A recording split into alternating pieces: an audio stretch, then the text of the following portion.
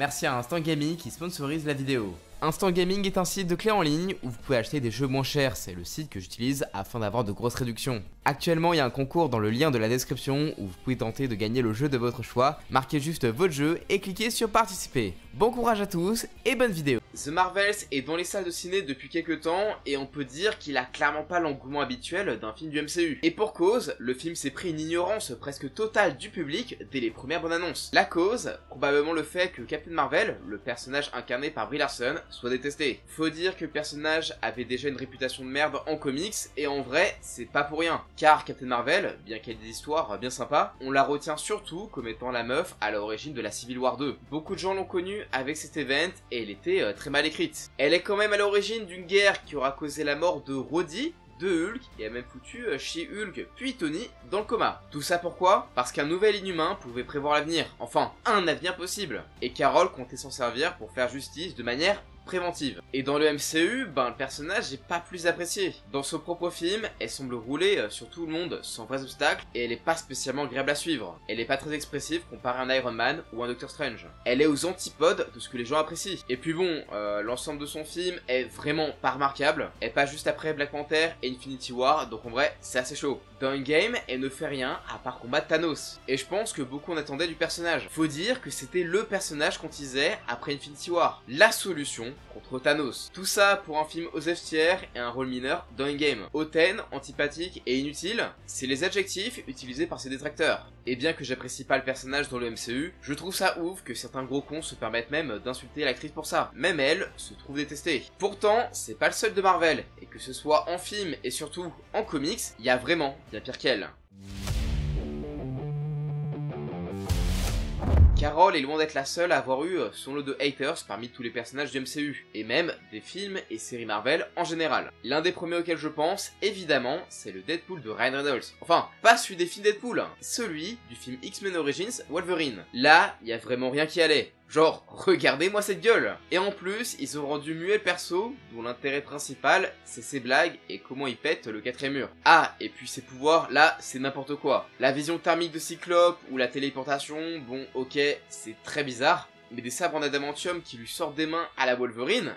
Sérieux? What the fuck? En plus, ça a pas l'air très pratique. Heureusement que Ryan Reynolds est venu corriger tout ça. Après, Deadpool n'est pas le seul personnage à avoir été aimé et détesté en film, c'est aussi le cas de Star-Lord. Alors oui, ok, on l'a tous aimé dans les films Gardiens de la Galaxie, où il est super fun et tout, en plus d'être très touchant, mais est-ce que vous vous rappelez du shitstorm qui s'est pris à cause de sa connerie dans Infinity War? Ouais, les fans n'ont vraiment pas apprécié que Thanos se libère juste parce qu'il a pas pu attendre quelques secondes de plus avant le marave, effaçant ainsi la moitié de l'univers. Bon après je le comprends, le mec il a tout perdu dans les films et là c'est la goutte de trop. Heureusement sa popularité est assez vite remontée en flèche. Par contre pour Thor, lui on est plus sur les montagnes russes. Comme quelques-uns d'entre vous l'ont cité dans les commentaires de l'onglet communauté, je pense qu'il fallait bien en parler. Parce que Thor, en vrai, au début, il était un petit peu osef avec ses deux premiers films pas ouf. Mais avec son regain de charisme dans Ragnarok et dans Infinity War où vraiment il pétait des culs, le voir ridiculisé dans Endgame, ça en a surpris certains. Mon perso, j'ai apprécié, c'était en accord avec le personnage. Mais ce qu'on lui a fait dans l'horriblement naze Love and Thunder, là, c'était vraiment trop. Le personnage paraît comme bipolaire, tellement il change de personnalité. Oubliez le Thor noble et qui sait quand même s'amuser avec ses potes. Là, le gars, c'est juste un mongol et il est super irrespectueux.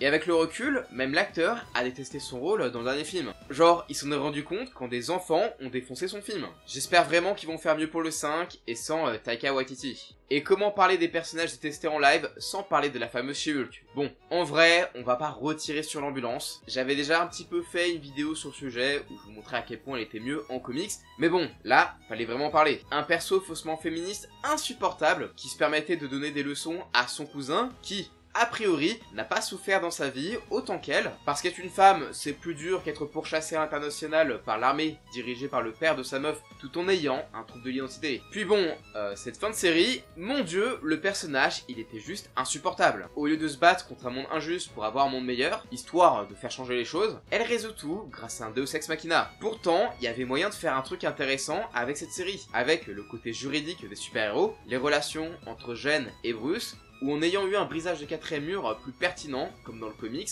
mais au final, on a le droit à une série courte, vraiment pas ouf, sans aucun enjeu ni impact sur le MCU, si ce n'est ramener Daredevil et la version Wish du fils de Hulk. Vraiment, c'était une purge et j'ai même plus envie d'y penser. Et le genre de personnage qui énerve aussi le plus les fans, c'est ceux qui jouent avec les sentiments de nos personnages préférés et surtout notre Peter Parker adoré. Et pour ça, beaucoup d'entre nous ont détesté la Mary Jane du Raimiverse. Bon, déjà, elle est caractérisée comme étant une femme en détresse, un archétype qui aujourd'hui n'est pas très apprécié. Genre aujourd'hui, je pense qu'on est tous d'accord pour dire que le personnage de Gwen dans les Amazing, bah il est quand même bien plus intéressant. Mais bon, à l'époque, ça passait encore. Par contre, elle me saoulait quand elle criait, c'était super aigu. D'ailleurs, Peter la sauve à chaque fois, et qu'est-ce qu'elle fait en retour? Bah la meuf, elle joue avec son cœur comme un yo-yo. Genre, film 1, déjà, bah elle sort avec le bully Flash, et limite, on dirait qu'elle était bipolaire quand elle parle avec Peter, en mode, ouais, j'aurais trop besoin d'un gars comme toi dans ma vie, avant de partir en mode, waouh, trop belle ta caisse Flash. Oui, la meuf, c'est une michto, mais en plus de ça, elle finit par avouer ses sentiments à Peter à la fin, lors de l'enterrement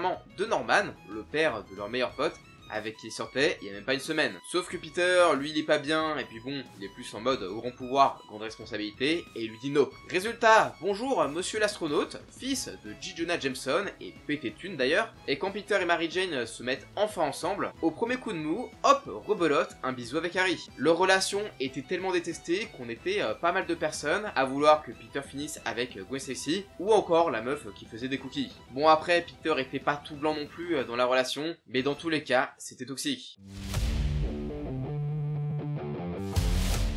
Évidemment, en plus de 60 ans d'existence, c'est pas tous les personnages qui ont su garder leur réputation de leur période prime, et parfois, même ceux les plus adulés ont une période où ils ont fini par être détestés. Et c'est le cas notamment de Deadpool. Et oui, encore lui. Et c'est justement ça le problème. Après le succès du film, Deadpool était partout. Alors, je dis pas que c'est un personnage inintéressant ou même détestable, mais pas mal de gens ont fini par le détester à cause de l'overdose de hype autour du personnage. Un personnage cool, certes, mais dont Marvel en a fait une blague en surréchissant toujours plus autour de lui, notamment avec la massacrologie, où il va buter tous les personnages Marvel, tous les héros de la pop culture et tous les Deadpool. Ouais, en fait, tout le monde. Et le voir vraiment partout, même dans les events, c'est devenu chiant. Que ce soit lui, Deadpool, Girlpool, Kidpool ou même Gwenpool, au bout d'un moment, il y en avait trop. C'est vrai qu'à force de vouloir en faire toujours trop avec un seul et même personnage, on se finit par se brûler les ailes, où plus personne ne peut saquer le héros. Et c'est un peu le cas d'Iron Man en comics. Oui, le super-héros Marvel le plus acclamé et le plus apprécié du MCU ne l'est clairement pas autant en comics.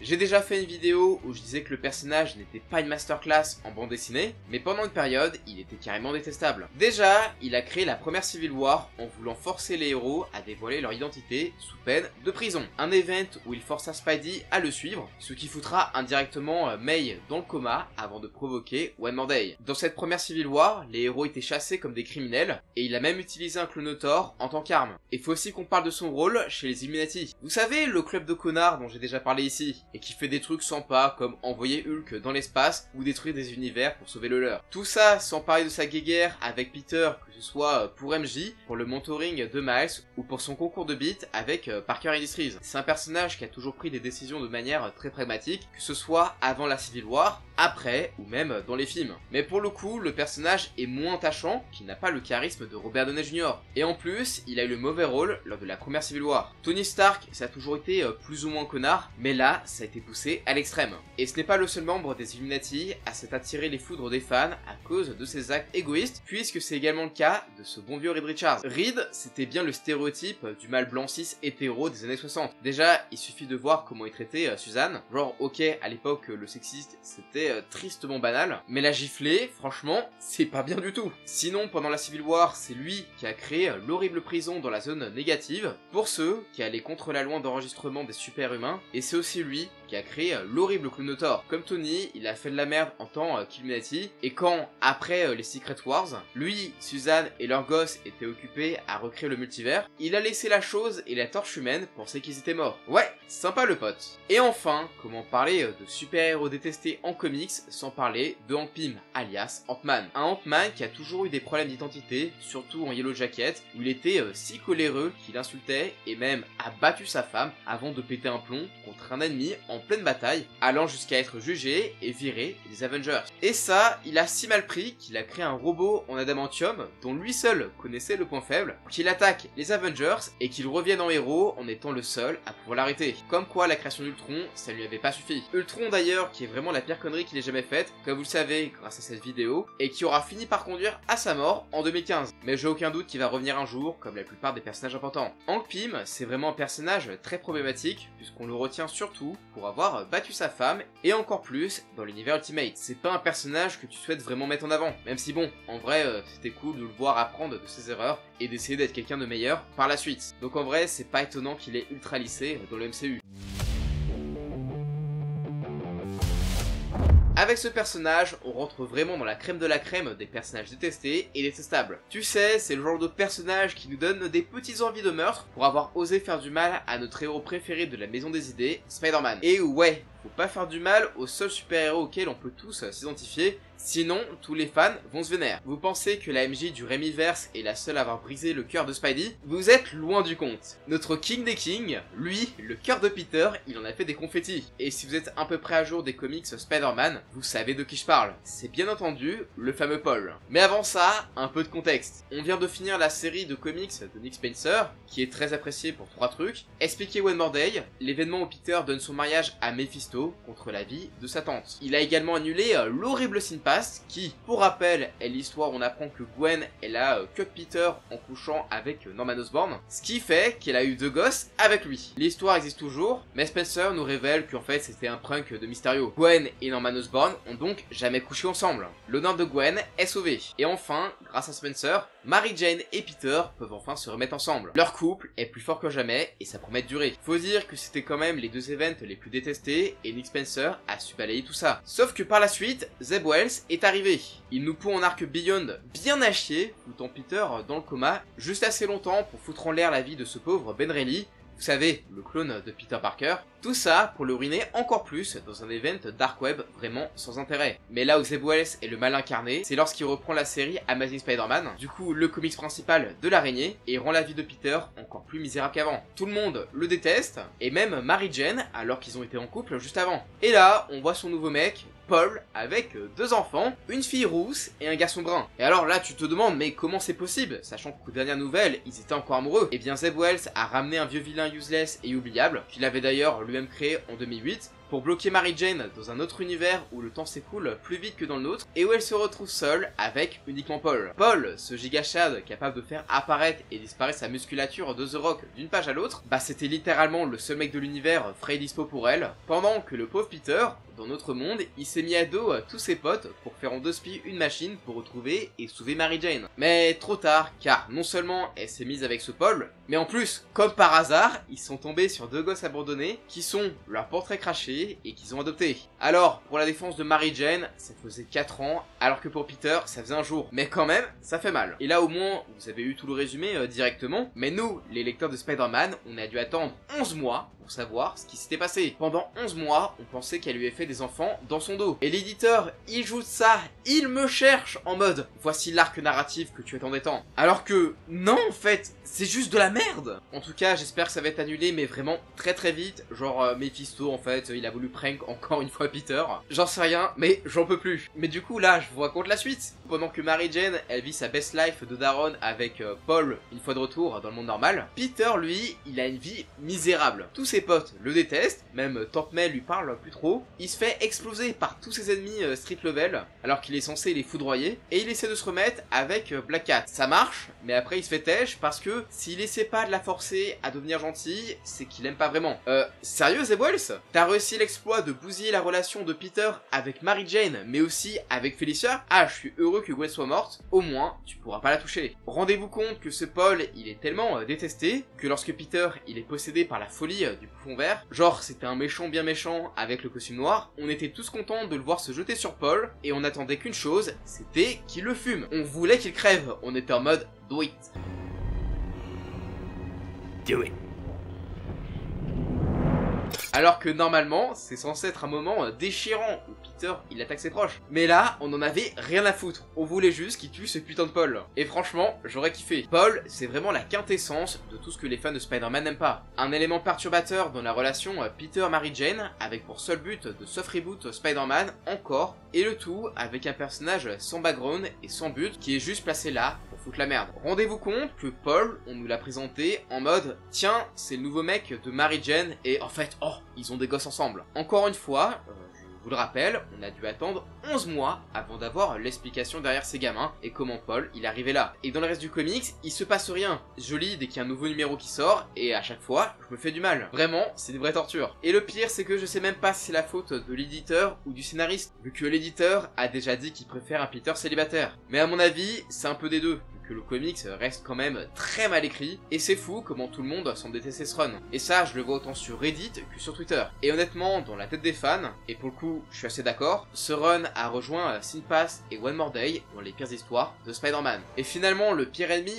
d'un fan d'un personnage, ben c'est parfois certains auteurs qui transforment nos héros en connards, brisent leur vie ou font d'eux des personnages insupportables, et c'est souvent la faute à des soucis d'écriture. Mais est-ce qu'on doit leur en vouloir au point de les insulter pour autant? Non, absolument pas. Car ce sont que des personnages qui changeront à nouveau aux prochains auteurs, alors ça ne sert à rien de les harceler. Même si je déteste le taf de Zeb Wells sur Spider-Man, j'ai mon avis là-dessus et je pense que ça pue la merde, bah jamais de la vie, j'aimerais qu'il se fasse harceler. Et c'est encore plus stupide de le faire avec des acteurs qui ne font qu'incarner le personnage tel qu'on leur a écrit. Enfin bref, vous, c'est qui le personnage Marvel que vous détestez vraiment? N'hésitez pas à me le dire dans les commentaires. Personnellement, c'est Paul. Et d'ailleurs, est-ce que vous aimez des personnages qui sont dans la vidéo? Je pense que ça serait intéressant d'avoir votre point de vue. D'ailleurs, est-ce que ça vous tente un second épisode du côté de chez DC? Et si la vidéo vous a plu, je vous invite à défoncer les pouces bleus, à partager la vidéo et à vous abonner en activant la cloche si c'est pas déjà fait. Et sur ce, je vous dis à la prochaine.